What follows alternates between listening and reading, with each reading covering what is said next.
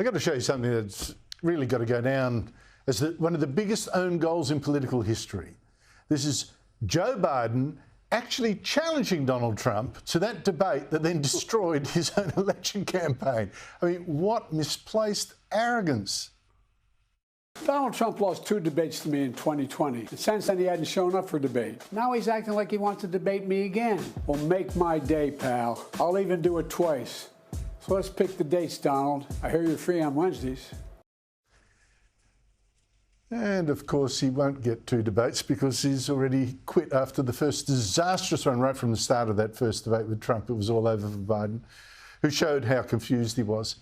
Now, Australians we actually got an early warning of Biden's mental decline when we saw him forget our Prime Minister, Scott Morrison at the time, his name, even at the launch of our big AUKUS security deal with the US. Thank you, Boris. And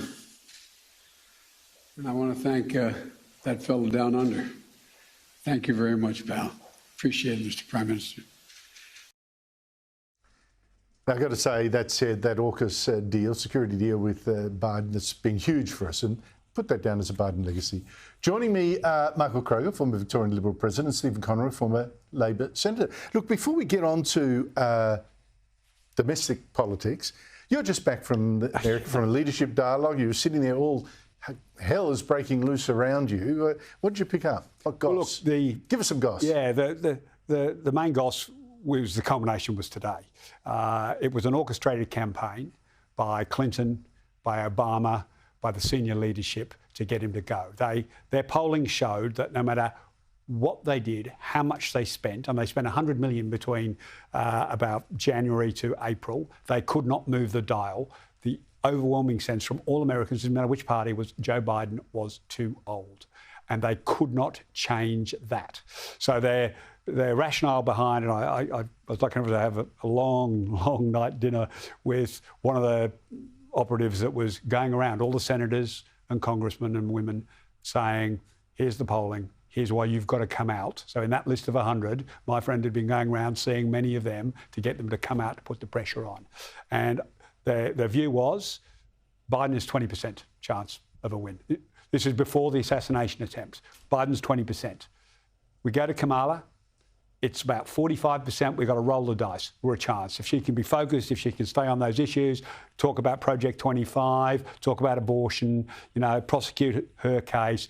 But most importantly, Biden is no longer the focus of the nation's discussion. The Democrats have got to get it back onto Trump. He is, I don't think it's 10, I think it's 2 or 3 gaffes away from alienating that middle independent voter in those key states that Joe Hockey talked about. And that's their hope. They don't believe moving to Harris was the answer. To be fair, none of them wanted Harris. So this is important. They don't want Harris, but they can't get Whitmer. It was the smoothest. This was the only smooth path in a short time. They want Whitmer, but they couldn't get her up smoothly. They'd lose the money. All those sorts of factors. Yeah. Michael, you predicted that Biden wouldn't last to the end. I mean, not a brave prediction, really. I mean, I just saw Cameron Stewart say before that America woke up and in Washington they were shocked. Oh, come on. I'm thinking, what's going on over there? Can't they read the play? But Steve is saying that the coup plotters are rating her chances of winning at about 45%. I wouldn't think so. I mean, she'll be the candidate. There's a very, very small chance it'll be Michelle Obama. Don't read anything, by the way, into Obama not endorsing Harris, because he didn't endorse anyone in the 20 primary. So that's par for the course for Barack Obama. There's a small chance she'll run, but I don't think so. Obama would know that Harris is a goose. I mean, Obama's thinking, I'm not going to put my name to her. She now will go to the convention. It won't be a contested convention. They're not going to allow some, minority person to run and muck up the whole convention. They've got to have their vote by August 10, because in Ohio, I read in the Fin yesterday, in Ohio, you have to nominate your candidate by August 10 to be on the ballot. So they'll do a ring around or however they do it before then. Her vice presidential candidate, well, it certainly can't be the governor from California.